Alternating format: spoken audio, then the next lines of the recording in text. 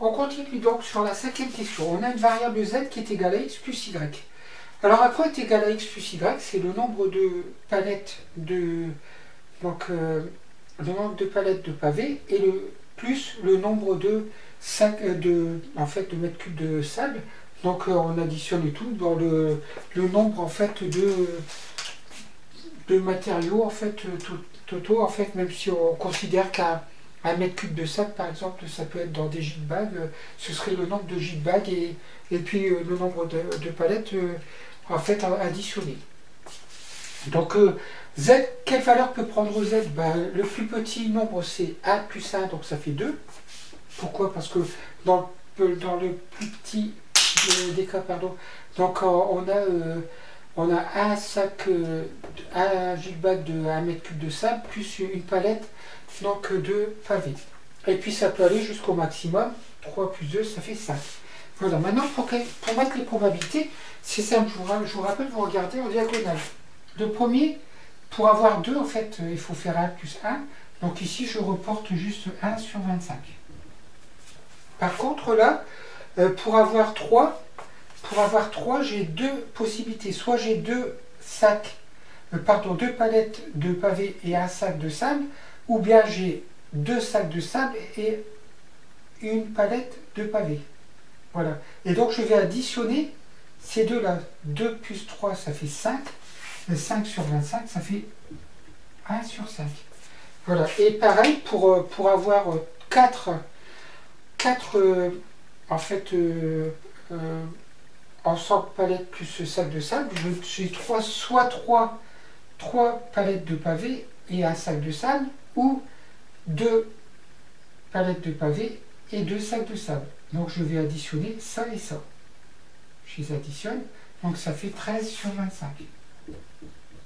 Et puis pour avoir 5, donc j'ai qu'une seule possibilité, c'est d'avoir 3 palettes de pavés et 2 donc sacs de sable ou gitbags de sable.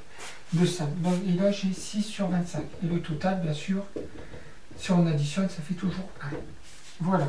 Et donc, qu'est-ce qu'on doit calculer? On doit calculer de la même façon, on doit calculer E de Z et V de Z. Donc E de Z, je le calcule, bien sûr, en faisant toujours pareil, je fais ZI fois PI. Donc je fais 2 fois 1 sur 25, donc ça fait 2 sur 25. 3 fois 1 sur 5, ça fait 3 cinquièmes.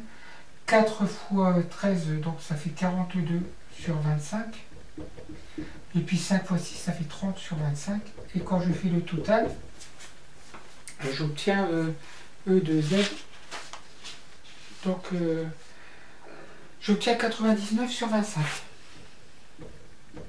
Donc E de Z, ça fait donc 2 sur 25, plus 3 sur 5, plus 42 sur 25, plus 30 sur 25.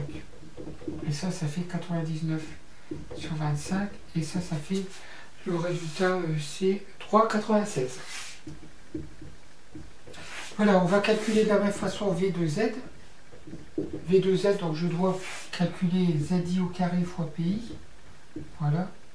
Sur une ligne en dessous, je vais mettre en vert. Par exemple, ici, je fais la ligne 1 fois la ligne 3. 2 fois 2, ça fait 4 sur 25.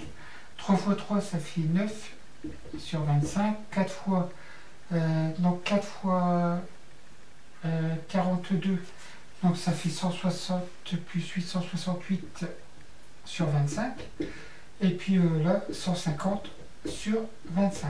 Et le total, donc je ne sais pas combien ça fait. En fait, ici, ça c'est sur 5, c'est 9 sur 5. Donc ça fait 45 plus 4, ça fait 49.